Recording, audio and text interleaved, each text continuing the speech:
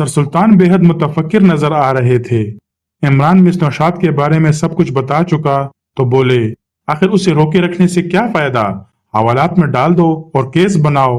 अभी नहीं, अनवर सरदार पर अभी तक इसलिए हाथ नहीं डाला जा सका कि उसके खिलाफ कोई वाहिदा सबूत नहीं था। इमरान ने कहा, तो फिर इसी तरह के कम से कम 2 शाहिद और मिल जाएं तो मैदान आप ही के हाथ रहेगा। अच्छी तरह सोच लो, बेफिक्र रहिए। इस तरह देर तो लगेगी लेकिन काम पक्का होगा।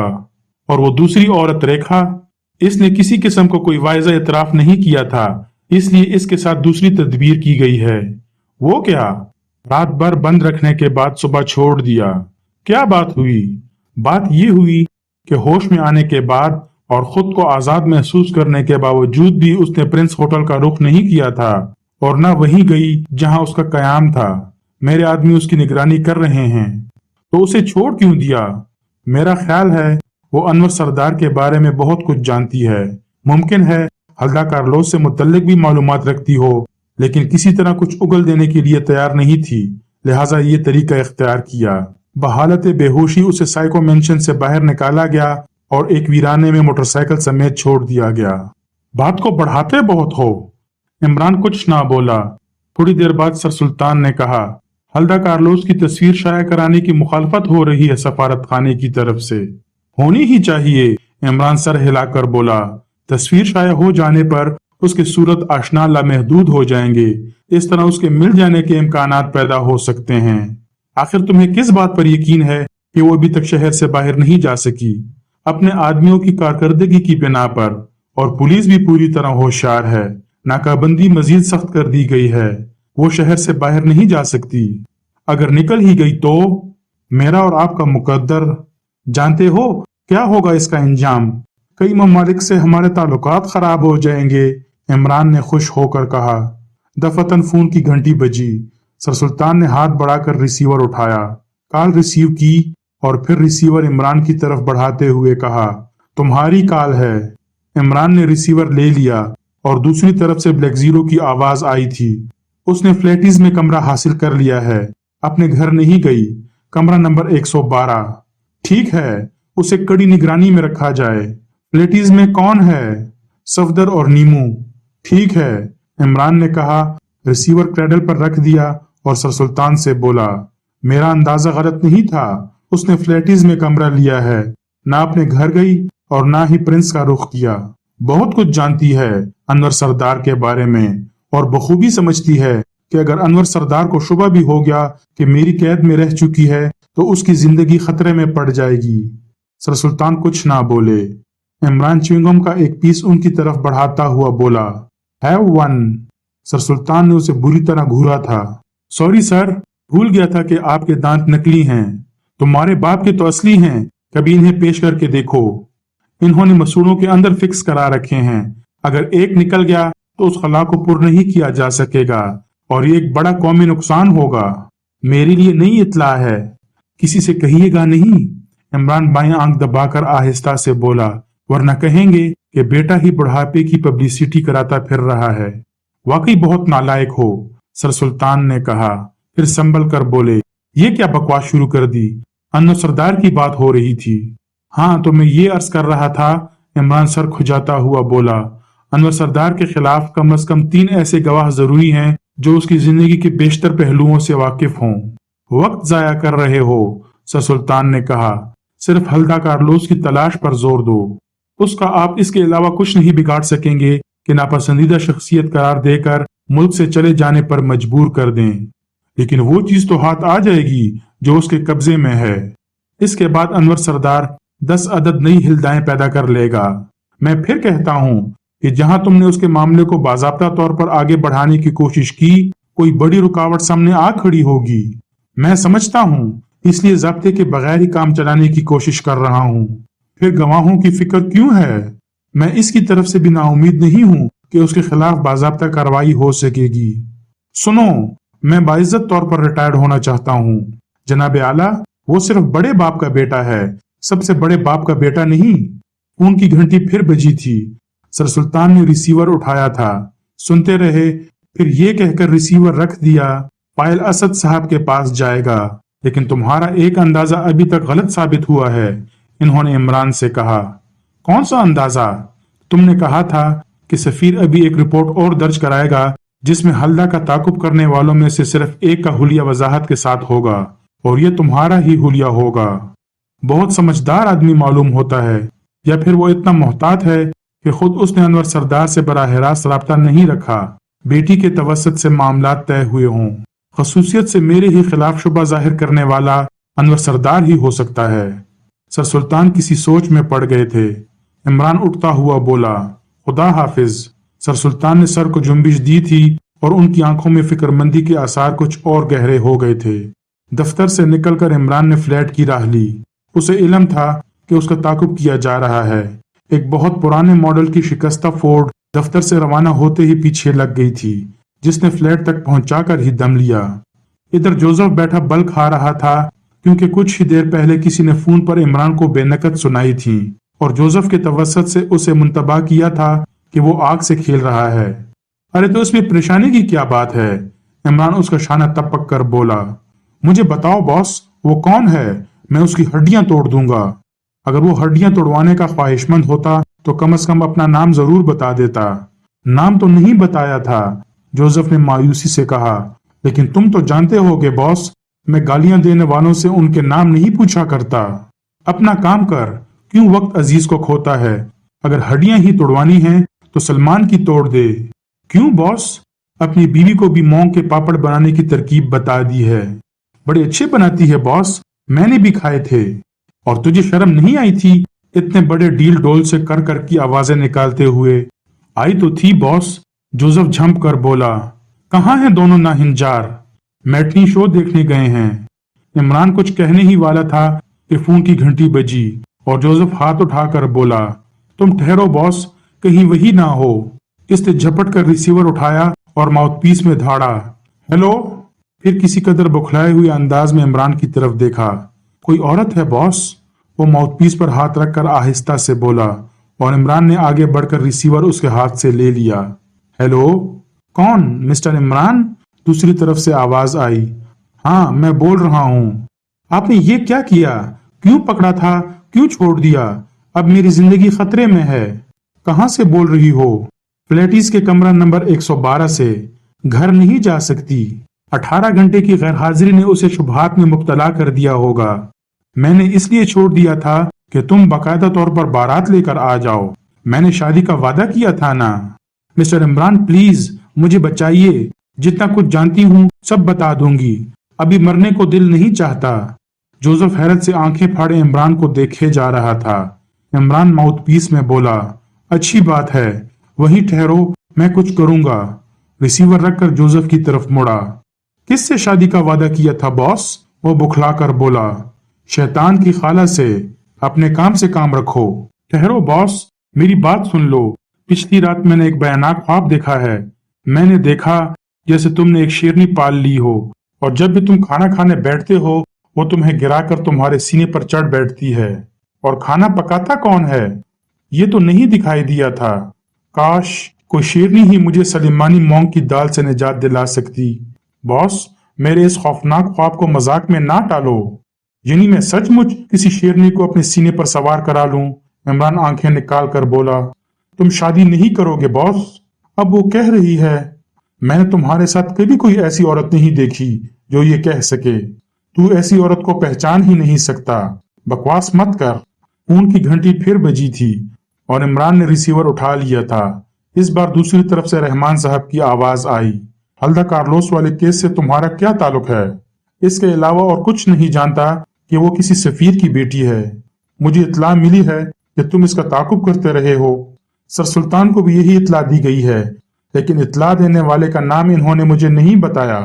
میں بتائے دیتا ہوں، رحمان صاحب کی غصیلی آواز آئی، مجھے انور سردار نے اطلاع دی ہے۔ جھگڑے سے پہلے یا بعد میں؟ کیا مطلب؟ مجھے بھی اطلاع ملی ہے کہ کسی پارٹی میں آپ کا اسے جھگڑا ہو گیا تھا۔ صحیح اطلاع ملی ہے، اور تم سے متعلق اس نے مجھے جو اطلاع دی تھی اس پر جھگڑا ہوا تھا۔ لیکن یہ تو کئی دن پہلے کی بات ہے، یعنی ہلدہ کارلوس کے غائب ہو جانے سے پہلے کی، عمران نے کہا۔ تم کیا کہنا چاہتے ہو؟ رحمان صاحب بنا کر بولے، یہی کہ وہ پیش بندی تھی۔ مجھے علم ہے کہ سفیر نے بھی اپنی رپورٹ میں کسی تعاقب کرنے والے کا ذکر کیا ہے، لیکن اس کی نشاندہی نہیں کی۔ انور سردار نشاندہی کر رہا ہے۔ کسی خاص نتیجے پر پہنچے ہو؟ کس سلسلے میں؟ عمران نے سوال کیا۔ حلدہ کارلوس کے سلسلے میں۔ اس کے کسی معاملے کا مجھے علم نہیں۔ کیا سر سلطان کا محکمہ اس میں دلچسپی لے رہا تھا؟ کیا آپ کو یقین ہے کہ میں حلدہ کارلوس کا تعاقب کرتا رہا ہوں؟ میں نے تم سے سوال کیا ہے، رحمان صاحب غرائے۔ بہتر ہوتا اگر یہ سوال سر سلطان سے ہی کرتے، وہ سارے کام ٹھیکے پر نہیں کراتے۔ مطلب یہ ہے کہ اس قسم کا کوئی کام انہوں نے میرے ذمہ نہیں ڈالا۔ سنو، میں صرف یہ چاہتا ہوں کہ تم انور سردار سے نہ الجھو اور وہ خواہ مخواہ مجھے بدنام کرتا پھرے، میرے باپ کو باور کرانے کی کوشش کرے کہ میں لڑکیوں کا تعاقب کرتا ہوں۔ گھر کب آ رہے ہو؟ جب آپ حکم دیں۔ کیا تمہیں علم ہے کہ کئی دنوں سے کچھ لوگ تمہارا تعاقب کر رہے ہیں؟ نہیں تو؟ عمران کے لہجے میں حیرت تھی۔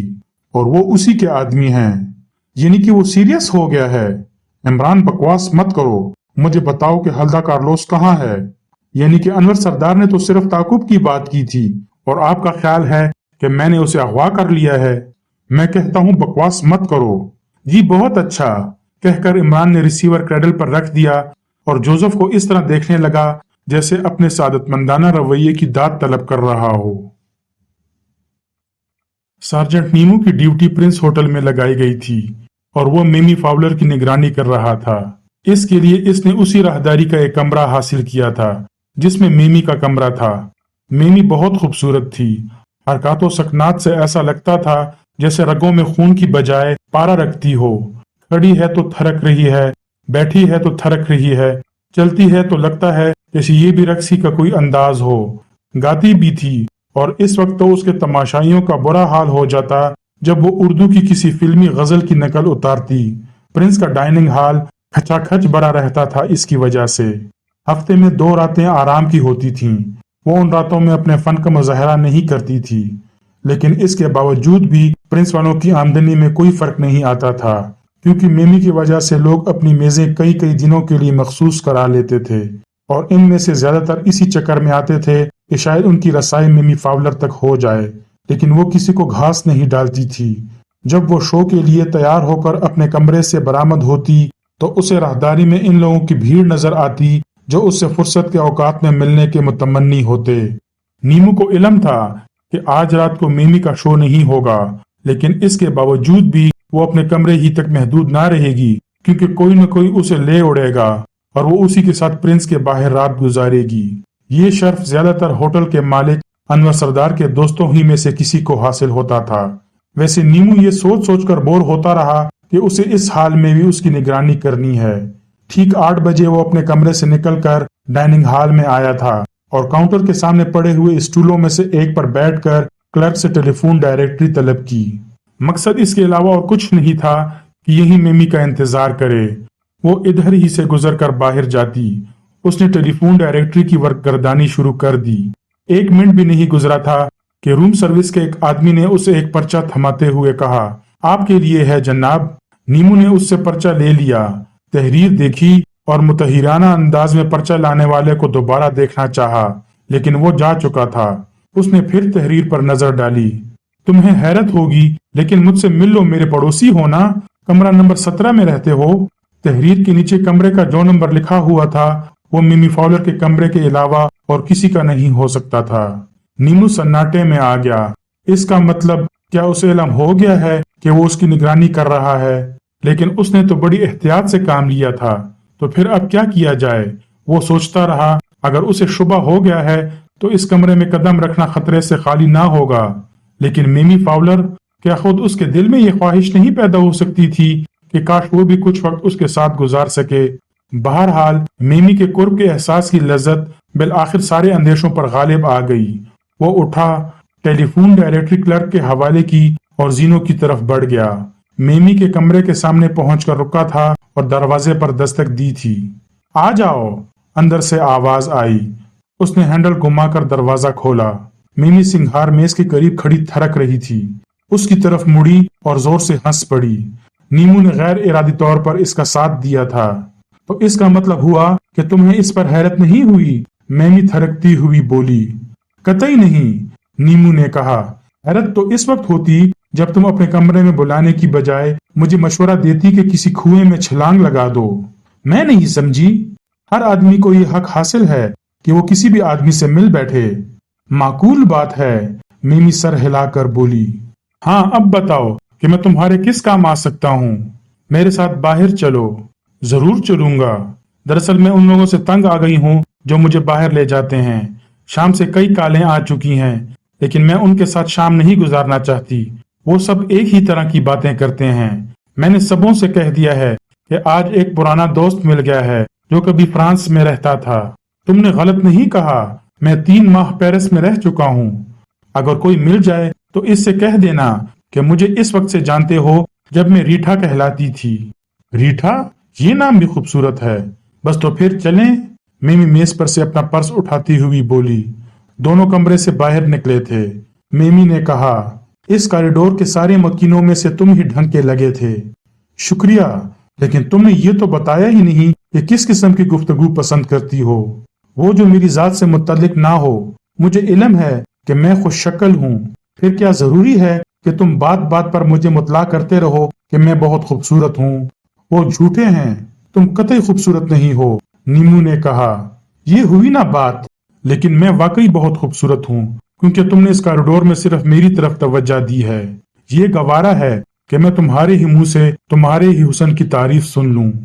جب وہ ڈائننگ ہال سے گزر کر صدر دروازے کی طرف بڑھ رہے تھے تو ان کی جانب بے شمار نظریں اٹھی تھیں، لیکن وہ کسی کی طرف توجہ دیے بغیر باہر نکلے چلے آئے تھے۔ کہاں چلو گی؟ نیمو نے پوچھا۔ اب یہ بھی میں ہی بتاؤں؟ اچھی بات ہے، تو یہ مجھ پر چھوڑ دو، نیمو نے کہا اور ٹیکسی اسٹینڈ کی طرف بڑھتا رہا۔ فلیٹیز، اس نے ٹیکسی میں بیٹھ جانے کے بعد ڈرائیور سے کہا تھا۔ عمران اس وقت رانا پیلس میں تھا۔ کچھ دیر پہلے اپنے فلیٹ میں اس نے ایک بار پھر ریکھا کی کال ریسیو کی تھی اور فلیٹ سے نکل کھڑا ہوا تھا۔ رانا پیلس پہنچنا چاہتا تھا، لیکن تعاقب کرنے والے کو فلیٹ ہی تک محدود رکھنا بھی مقصود تھا، اس لیے اسے ڈاج دینے میں بھی کچھ وقت صرف ہوا تھا۔ ایسے مواقع کے لیے اس نے بعض دکانیں مخصوص کر رکھی تھیں۔ یہ ایسی دکانیں تھیں جن میں سے ایک طرف سے داخل ہو کر دوسری طرف سڑک پر نکل جانا بے حد آسان ہوتا تھا، کیونکہ آمد و رفت کے لیے دروازے دونوں جانب ہوتے تھے۔ بس ایسی ہی ایک دکان کے ذریعے تعاقب کرنے والے کو ڈاج دینے میں کامیاب ہو گیا تھا۔ بہرحال اس وقت وہ بلیک زیرو سے ریکھا ہی کے بارے میں گفتگو کر رہا تھا۔ بلیک زیرو کا خیال تھا کہ اسے ریکھا سے مل لینا چاہیے۔ میں اس پر اعتماد نہیں کر سکتا، عمران نے کہا۔ بات میری سمجھ میں نہیں آئی، بلیک زیرو نے کہا۔ وہ نوشاد سے مختلف ہے۔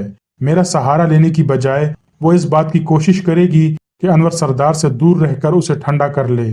انور سردار اس وقت یہی چاہتا ہے کہ میں کسی طرح اس کے ہتھے چڑھ جاؤں۔ اگر ریکھا ہی کے توسط سے وہ اس میں کامیاب ہو جائے تو اسے ضرور بخش دے گا۔ بات سمجھ میں آ رہی ہے، بلیک زیرو سر ہلا کر بولا۔ اتنے میں فون کی گھنٹی بجی تھی۔ بلیک زیرو نے کال ریسیو کی، پھر ریسیور عمران کی طرف بڑھاتا ہوا بولا، آپ کی کال ہے۔ دوسری طرف سے صفدر کی آواز آئی تھی، جو فلیٹیز میں ریکھا کی نگرانی پر مامور تھا، لیکن میک اپ میں تھا کیونکہ ریکھا اسے دیکھ چکی تھی۔ صفدر نے اسے اطلاع دی کہ نیمو فلیٹیز میں میمی فاولر کے ساتھ داخل ہوا ہے۔ اوہ، تو وہ اس سے مل بیٹھا ہے؟ عمران نے طویل سانس لی۔ اگر مل ہی بیٹھا تھا تو فلیٹیز میں آنے کی کیا ضرورت تھی؟ میک اپ میں بھی نہیں ہے، اور اسے علم بھی تھا کہ ریکھا نے فلیٹیز میں ہی کمرہ لے لیا ہے۔ کسی طرح یاد دہانی کراؤ، عمران نے کہا۔ کسی قدر مدہوش بھی ہے، میں اس کے قریب جانے کا خطرہ نہیں مول لے سکتا۔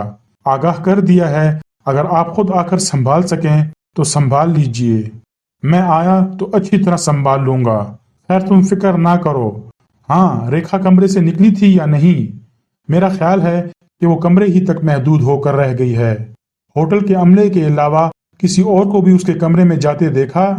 یقین کے ساتھ نہیں کہہ سکتا۔ خیر میں پہنچ رہا ہوں، بے فکر رہو، عمران نے کہا اور ریسیور کریڈل پر رکھ کر اس طرح منہ چلانے لگا جیسے یہ حرکت کوئی مناسب سی تدبیر سجا دے گی۔ کیا قصہ ہے جناب؟ بلیک زیرو نے اسے بغور دیکھتے ہوئے پوچھا۔ عمران نے دہرا دیا تھا قصہ، اور بلیک زیرو پرتشویش لہجے میں بولا تھا، نیمو اتنا احمق نہیں معلوم ہوتا کہ خود ہی اسے چھیڑ چھاڑ کرے گا۔ اگر اتنا احمق نہیں ہے تب بھی یہ معاملہ تشویشناک ہے۔ اگر میمی ہی اس کی طرف متوجہ ہوئی ہے تو اس کا یہ مطلب ہوگا کہ وہ لوگ نیمو کی حیثیت سے آگاہ ہو گئے ہیں۔ دونوں ہی صورتیں خطرناک ہیں۔ تو پھر اب کیا کیا جائے؟ مجھے جانا ہی پڑے گا، عمران نے کہا اور اس کمرے کی طرف چل پڑا جہاں میک اپ کا سامان رہتا تھا۔ بڑے بالوں والی وگ لگائی تھی اور چہرے پر ڈھکی ہوئی گھنی مونچھوں کا اضافہ کیا تھا۔ اس طرح رائج الوقت فیشن کے مطابق اصلی صورت کو پردہ نشین کر کے فلیٹس کی طرف روانہ ہو گیا۔ صفدر کی کال ریسیو کرنے کے بعد فلیٹس تک پہنچنے میں قریباً پون گھنٹہ لگ گیا تھا، لیکن وہ دونوں کہیں نہ دکھائی دیے۔ اسی کی تلاش کے دوران میں صفدر دکھائی دے گیا۔ عمران کو علم تھا کہ وہ کس قسم کے میک اپ میں ہے۔ کہاں ہیں دونوں؟ عمران نے پوچھا۔ صفدر آواز سن کر چونک پڑا تھا۔ آہستہ سے بولا، میں کیا بتاؤں، میری تو کچھ سمجھ میں نہیں آتا۔ آپ نے آنے میں دیر کر دی، کوئی 15 منٹ پہلے کی بات ہے، دونوں رقص کر رہے تھے، اچانک یہاں بجلی فیل ہو گئی، شاید 3 منٹ تک اندھیرا رہا تھا، دوبارہ روشنی ہوئی تو دونوں غائب تھے، سارے ہوٹل میں تلاش کر لیا۔ اور ریکھا؟ میں نہیں جانتا، نیمو کو میمی کے ساتھ دیکھ لینے کے بعد توجہ انہی کی طرف ہو گئی تھی، اس کے کمرے کی طرف نہیں گیا۔ شاید تم سے زندگی کی پہلی حماقت سرزد ہوئی ہے، عمران نے مایوسانہ لہجے میں کہا۔ تمہیں صرف ریکھا پر نظر رکھنے کے لیے کہا گیا تھا، نیمو کی ذمہ داری تم پر نہیں تھی، بس اتنا ہی کافی تھا کہ تم نے مجھے اس سچویشن سے آگاہ کر دیا تھا۔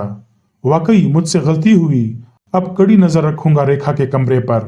پلیٹس سے باہر آ کر وہ ایک ڈرگ سٹور میں پہنچا اور وہاں سے فون پر بلیک زیرو کے نمبر قائم کر کے بولا، تمہیں معلوم ہے کہ میں کہاں سے بول رہا ہوں؟ جی ہاں، دوسری طرف سے آواز آئی، وہ جو باہر کی ڈیوٹی پر نہیں ہیں انہیں فوری طور پر یہیں بھیج دو، آگاہ کر دینا کہ ان سے یہی رابطہ قائم کر لیا جائے گا، سب کسی ایک جگہ اکٹھا نہ ہوں، الگ الگ رہ کر ایک دوسرے پر نظر رکھیں۔ بہت بہتر جناب، دوسری طرف سے آواز آئی اور عمران نے ریسیور کریڈل پر رکھ دیا۔ وہ پھر فلیٹس کی طرف پلٹا تھا، اس کے ماتحتوں نے بھی وہاں پہنچنے میں دیر نہیں لگائی تھی۔ صفدر نے کہا، آخر آپ کرنا کیا چاہتے ہیں؟ ریکھا کے کمرے پر ریڈ کروں گا۔ کیوں؟ نیمو اور میمی فاولر وہی ہوں گے، سوال ہی نہیں پیدا ہوتا۔ سردار کو علم نہیں ہو سکا کہ ریکھا کہاں ہے، آخر وہ اس سے چھپتی پھر رہی تھی، اس کے پاس تو نہیں گئی۔ عمران نے ٹھنڈی سانس لی اور بولا، میرا خیال ہے کہ مجھ سے اندازے کی غلطی ہوئی تھی، بہت چالاک عورت معلوم ہوتی ہے، وہ سمجھ گئی تھی کہ اسے اس طرح کیوں چھوڑا گیا ہے، محض ہمیں دکھانے کے لیے ادھر ادھر بٹکتی پھری تھی اور پھر یہاں کمرہ لے لیا تھا۔ کمرے کے اندر بیٹھ کر فون پر سردار سے رابطہ قائم کر لینا کیا مشکل ہے؟ خدا جانے، صفدر بیزاری سے بولا۔ پھر عمران کے ماتحت 2 ٹکڑوں میں تقسیم ہو کر راہداری کے دونوں سروں پر جم گئے تھے۔ عمران تنہا ریکھا کے کمرے کی طرف بڑھا، دروازے پر آہستہ سے دستک دی۔ کون ہے؟ اندر سے نسوانی آواز آئی۔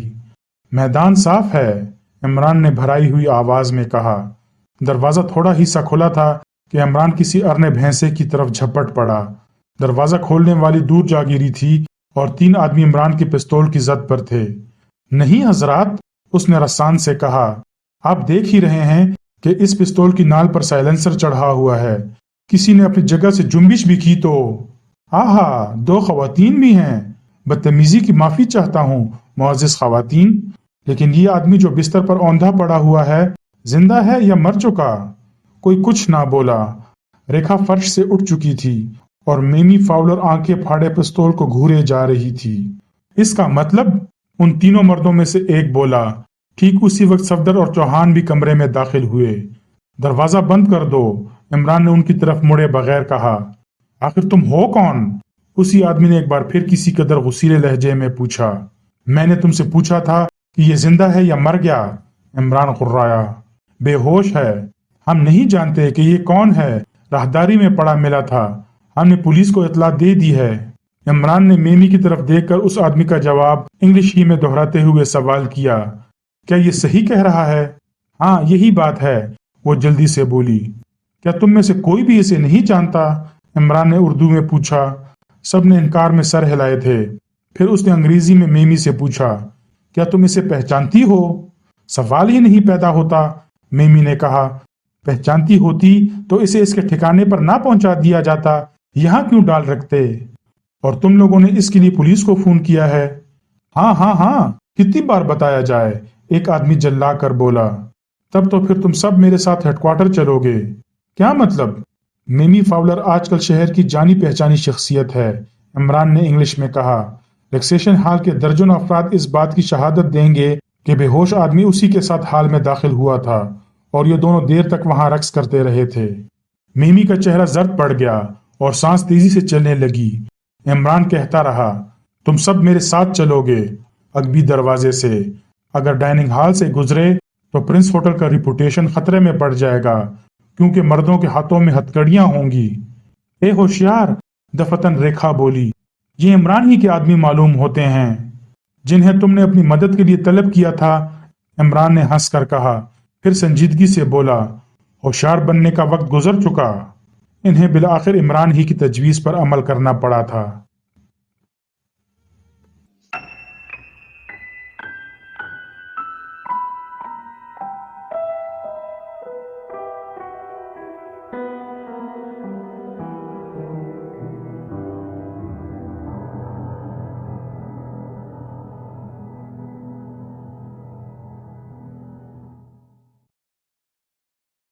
اگر کہانی اچھی لگی ہو اور آپ کو میرا کنٹینٹ پسند آ رہا ہو تو مہربانی فرما کر چینل کو سبسکرائب کیجیے اور آنے والے کہانی اور ناولوں سے لطف اندوز ہوتے رہیے گا۔